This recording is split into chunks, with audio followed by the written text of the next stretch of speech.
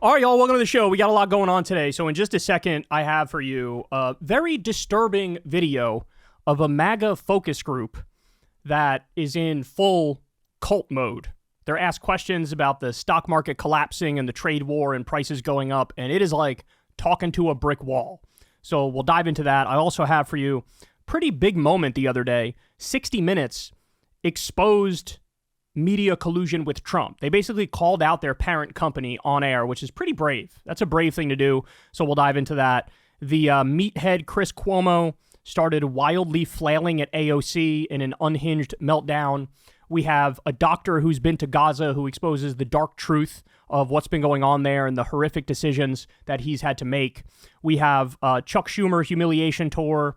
We have Trump yet again flirting with war on Iran. We have Fox News mocking the hero judge that was arrested by Trump.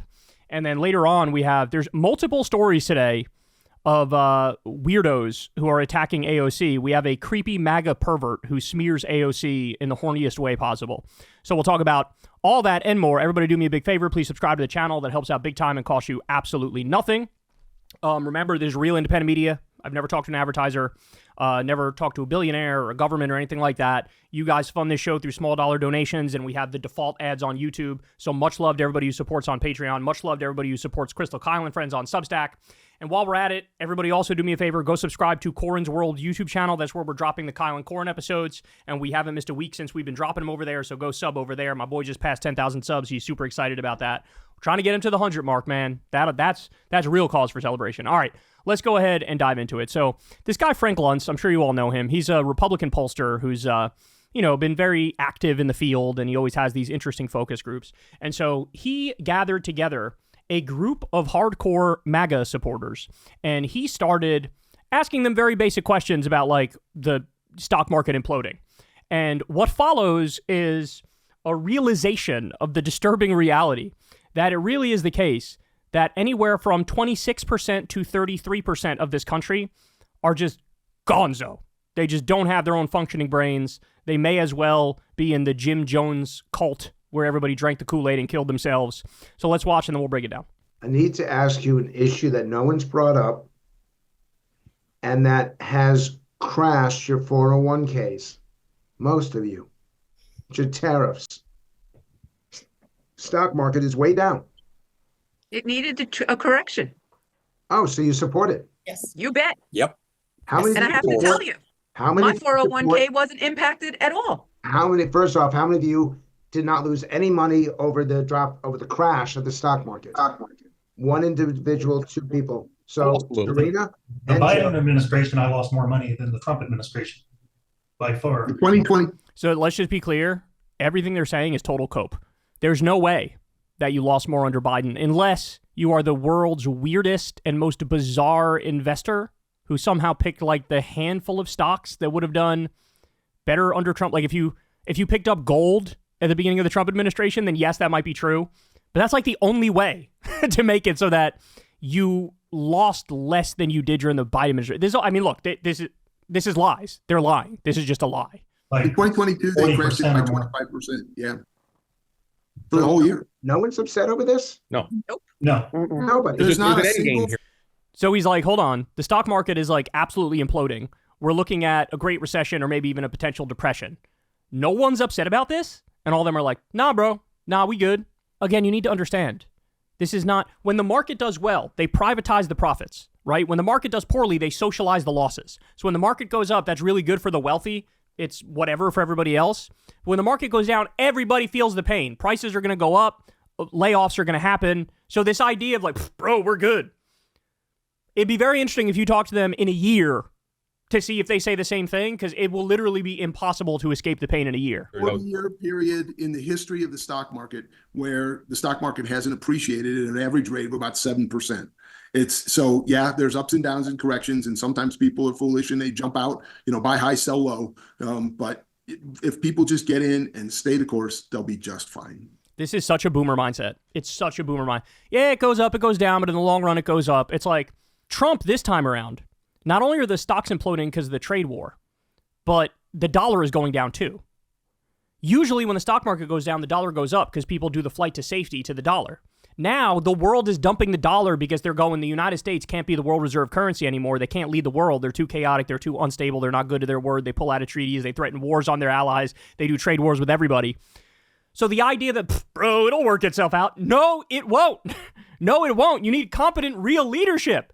And they don't have that. Oh, my God. Yeah. And I was about to say, I'm not a day trader. I try not to look at it very often, which is, I think, a good thing. But I also trust that Trump and all of his advisors that are involved with the tariff issue know what they're doing. So I'm just going to hang on. I know it'll correct at some point. Yeah, I'm not really worried about it. Despite all of the evidence to the contrary, I'm just going to say they know what they're doing. But they don't. But they don't. They just don't. Like, what are you supposed to do? Again, look, don't waste your breath on the TFGs. The TFGs are TFG, right? Like, you just can't do it. You can't do it. How much more are you willing to pay for products and services that come out of China? How much do prices have to go up before you say, this is not that great? I'd rather not buy from China. I'd rather pay more money and buy American. Oh my God. Oh my God. They're believing the lie that, bro, this trade war is going to lead to American manufacturing booming. The opposite is happening. We are losing manufacturing. Trump killed the CHIPS Act. That added 115,000 high-paying manufacturing jobs. Those jobs are gone because of Trump. You got all these factories now fleeing because they're like, we can't afford to build a factory because the tariffs, the raw materials are too expensive. They are buying. Oh my God. Oh my God. It would be very interesting, again, to come back in a year and talk to these people to see if any of them were able to wake up from the cult mindset, or if they're just going to do mental jujitsu and somehow blame the deep state for when the country is in a depression. And prices only go up if demand is inelastic and if there's no alternative supplies. And they're doing a brilliant job. They're surrounding China with countries that want to manufacture stuff as well. And we do need to bring the stuff back, the strategic stuff for sure. But China is going to be in the soup if they don't knock it off. Oh my God. He gets it exactly backwards. When Trump declared the trade war, he did it on all countries. The only ones he didn't, it was like Russia and North Korea and Cuba, and that was because we don't really trade with them anyway. But the idea, bro, we're isolating China like experts, bro. No, you're not. You pissed off everybody, and now everybody's running into the loving arms of China. That's what's happening. Canada and Mexico and the EU are looking to make deals with each other. South Korea and Japan and China, normally enemies, they're now making deals with each other. We are about to be cut out of future trade deals because we're so fucking unstable and he's so chaotic and he's so stupid. And he really thinks, brilliant chess move, sir. Masterful gambit, sir. You really isolated China by pissing off the entire world and making them all hate America. Every article of clothing I have on is probably made in China, Malaysia, or somewhere else. Okay, retailers, give me something made in America. I'd gladly buy it, but it's not there. Go to Walmart. You ain't going to find jack shit pair of socks and underwears made in America. Made in China. Maybe. But, shoes, Nikes, Pumas, they're all overrated. They're probably all made overseas. How many American shoe companies have you seen go kaput? There used to be one 30 miles down the road, made Stride Right, made great shoes. You don't hear from them. Yeah, first of all, like I said, manufacturing is not coming back. It's not happening. The opposite is happening. Second of all, even if you did bring back low-level manufacturing like textiles and stuff like that, do you want to pay $200 for a shirt? How about $500 for a pair of sneakers? That's what it'd be looking like, right? That's what it would cost here. Like, to actually bring back American manufacturing, it needs to be high-tech manufacturing. Biden did that with the CHIPS Act, and Trump killed it, okay? They don't know anything. Their whole worldview is just coping and seething and mental jujitsu and gymnastics to pretend like this guy's some fucking hero and some amazing leader who has it all figured out. We need a correction. We just need a correction. We're willing to take whatever it takes. So I love so now they're actively rooting for a market collapse. We need a correction, bro. We need a correction. Yeah, I'm sure that when the market goes down under Democrats, I'm sure you're saying, bro, we just needed a correction. I agree with the administration destroying the economy, bro. Yeah. That's the point. Stay the course. Exactly. It's been a rough 2 weeks, but guess what? We got 3.5 years to worry. Exactly. And if it's like this in a year, I'll have another discussion, maybe. But I don't. Maybe. Oh my God. So this is the first admission that actually, yeah, it's been a bad 2 weeks. Everybody else is like, actually, it's been a great 2 weeks. I don't know what you're talking about. Everything's wonderful. I've never seen anything this good, bro. This is all going exactly to plan. Then you have one person admitting, yeah, it's been a rough 2 weeks. Then she goes, talk to me in a year and maybe if it's still bad, I'll criticize. Doubt it. I doubt it. Look, I'll say it again. This is what Democrats need to understand. The hardcore MAGA, you are never going to convince. It doesn't matter. You could literally materially improve all of their lives.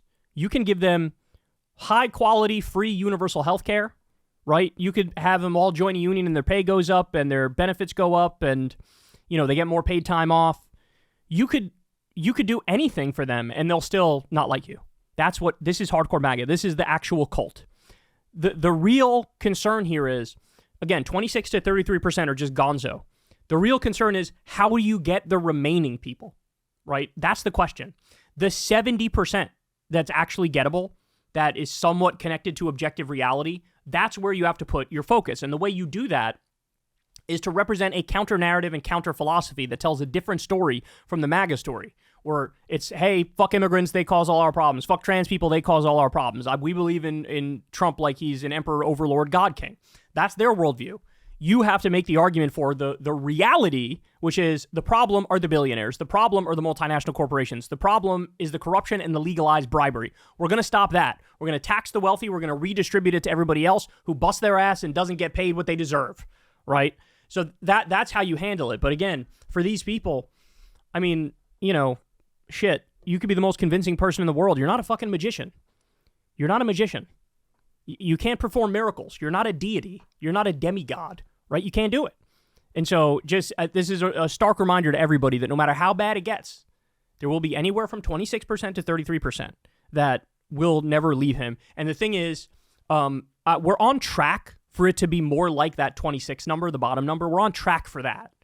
So, but still, once you get to a certain level, it ain't going to go below it. Even George W. Bush at his most unpopular was at like 26% approval, right? Like it is what it is. There's some people who are just not all there. And remember, I got those numbers from the polls on Greenland. The pollsters asked, hey, should the U.S. take Greenland?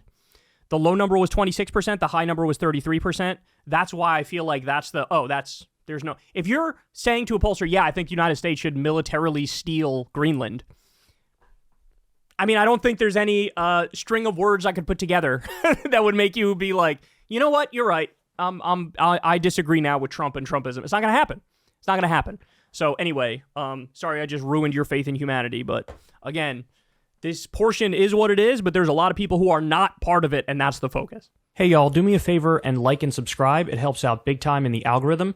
Click the bell as well for notifications when videos drop, and watch that video on screen right now. You know you want to.